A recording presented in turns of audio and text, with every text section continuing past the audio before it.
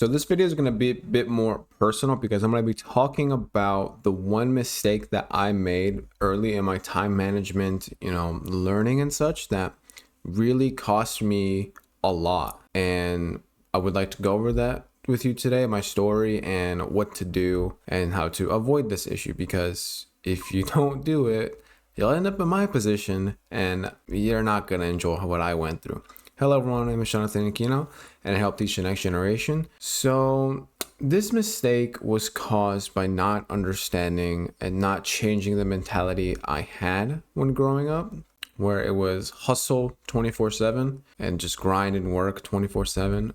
I had that hustle mindset. I was watching those videos where it's like hustle, grind, work, and I did, but I did it incorrectly and it caught up to me. So the biggest mistake that I took when it came down to time management was not prioritizing my health more than I did at the beginning, because whenever I felt sick, whenever I felt, tired, exhausted, I ignored it intentionally because I had that mindset of, no, you gotta grind more. You're just bullshit. You're tired? Hell no, you're not. Keep working. And that really cost me in terms of revenue, in terms of progress, in terms of health, in terms of mental health, or like everything was down severely. And I kind of want to be a bit more open about that, because everything that I teach isn't just because of me wanting to coach and make money while coaching.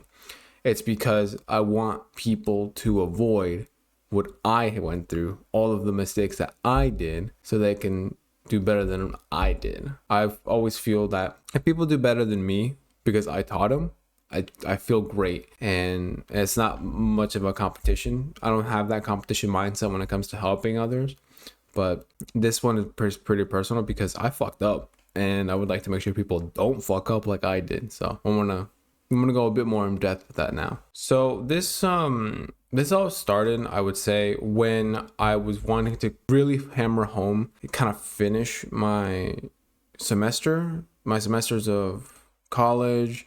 Business was starting to pick up because we partnered with someone who had an entire brand new inventory to go through, and I had a lot of personal projects that I was working on at the same time. So I had like 3 to 5 different things going on at the same time, and all the things I've taught, all the things I've shown and talked about on this channel, I didn't do any of that because I didn't know about it then. I was maybe still doing time blocking, but I wasn't really doing any of the other things. So things were gonna go down very fast looking back, but I just wasn't aware. So maybe a month in, I remember trying to get out of bed and I couldn't move. For some reason, I was a little confused as to why. I was like, I feel great. I'm doing all right. Let's get up. Let's get to work. And I just couldn't get up for a bit. That should have been the last sign to be like, yeah, you should probably relax. But I ignored it.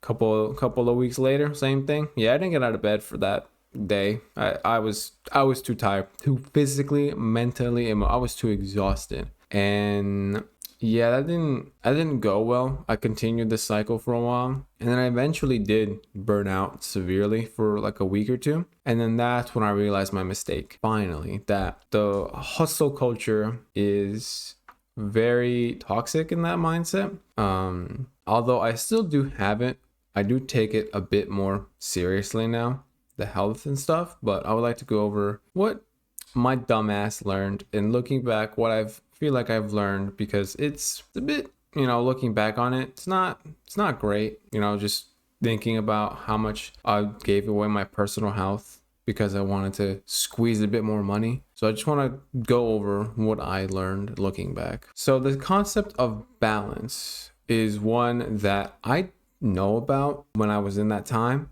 but I didn't respect enough, I guess you could say. I didn't really care about this balancing thing where it's like, oh, I can do like a 50-50. No. We're doing 100% work and everything else will fall into place. That's not what happened. And I kind of do wish I knew about that. And the thing here would be, in terms of balancing, it's not, balancing the work and the other life, your social life and such. It's more so trying to balance your health, I would say. You want to make sure you're still doing activities that help you with recovery or help you grow stronger, So, for example, the gym, if you're working extremely hard, maybe doing yoga, lighter workouts, not going too crazy so that you're able to put even more effort into work. And when you're not in so much a working period, then you can switch to more intense workouts.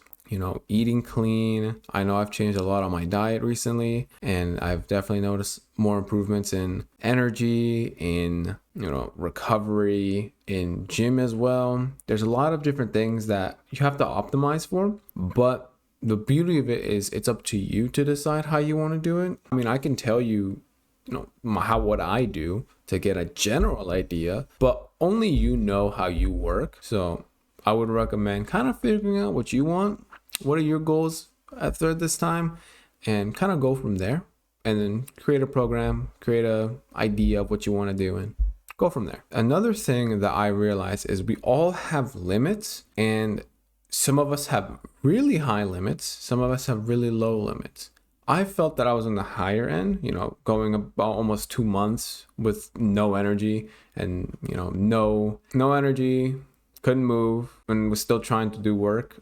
I've got a high limit, but everyone does have a limit, and you have to recognize it and you have to respect that limit. So if you feel you're getting close on the edge of burning out, you stop, take a break, relax. Ain't that serious? Get back on it when you feel way better, because as someone who was grinding too hard, no, it was not worth it. I can tell you that right now. It was not worth grinding that extra 1% for the extra 1% progress, because the extra 1% progress knocked my ass out for another week. So please, limits, know them, do your best to figure them out, and respect them. I know for me, every day, I've been actually testing this, like the past couple of days of recordings and such. I can do about 5 to 6 hours of dedicated deep work a day. But once I start reaching the 5-hour mark, that's when my brain hurt.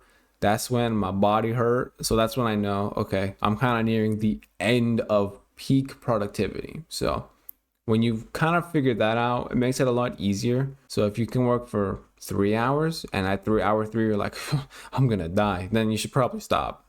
But otherwise, it takes time to figure out your limits. Something I did wish I did personally during that time, I don't like doing it a lot, but I wish I had asked for help from my business partner and from my family. I wish I did earlier, because I did too many tasks. I did too many things that I could have had my business partner do. But because I didn't trust him enough at that time to do it, I suffered. And that was very, very fucking stupid of me. And when it comes to, my family, I wish, I was like, hey, am I doing something wrong? Because I feel like ass. And be like, hey, moron, you should probably relax. Because I needed to hear it from someone that wasn't me. Because I could tell myself, I'm great, I'm doing fantastic. But, in reality, I probably just wasn't in everyone else's eyes. And I just never asked, and they never said. So I kind of do wish that I had someone, kind of helping me out and hearing me out. So if you have someone that can help you out, you have a business partner, or you have, friends or family, like, asking me, like, am I doing all right? Am I dying? And their response, while it may not be 100% true, you are truly fine, or like, nah, you're dying. At least it gives you a bit of an idea of where you are, I would say. So just, if you feel like you need it, I would definitely seek support when it comes to that, because it is pretty serious if you are exhausted and burnt out 24/7. It's not a great feeling. So some of the strategies that I now do to kind of limit how much I feel like death would be to set realistic goals and limits. So I don't try and think absolute gigantic goals now, like overarching. I now have very straightforward, very manageable goals. They're still pretty big, but they're not gigantic to a point where I won't be able to do them, because as I found out and realizing, looking back at some of my notes and stuff from that time, those goals were too big, and I was too dumb at that point to truly understand what goal level I was at and where I was at now. If I had those goals that I had when I was killing myself, now I could probably manage them, because I'm much, older. I'm more educated.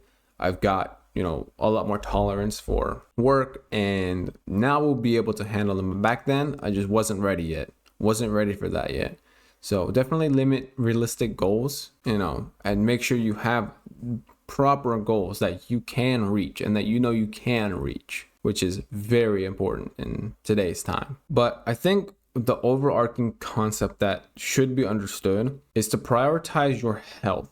Your health is so goddamn important. It didn't dawn on me, but you only get one life. I'm not gonna get the spiritual philosophical shit, but generally speaking, you only get one life. And if you fuck it up at the beginning, you're gonna fucking regret it later in life. And I can somewhat agree to that now, because 2019, 2020, that was like the hustle culture era. This is the era I was talking to, pretty much.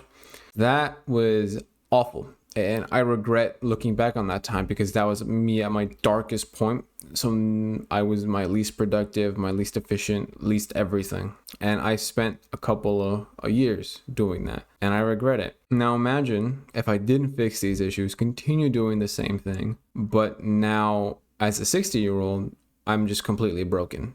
I don't want that image in my head. So prioritize your health as best as you can. Go exercise, go clean up your diet, go do literally anything to help with your health, because you only get one life. Don't fuck it up because you want to try and hustle 24/7. It's okay to take some breaks. Incorporate them into your work routine. Taking a break is fucking fantastic. I walk around my neighborhood for my breaks. It's about half an hour. Oh, I feel so refreshed, getting that sun, enjoying the views, enjoying nature. Like, that is very nice.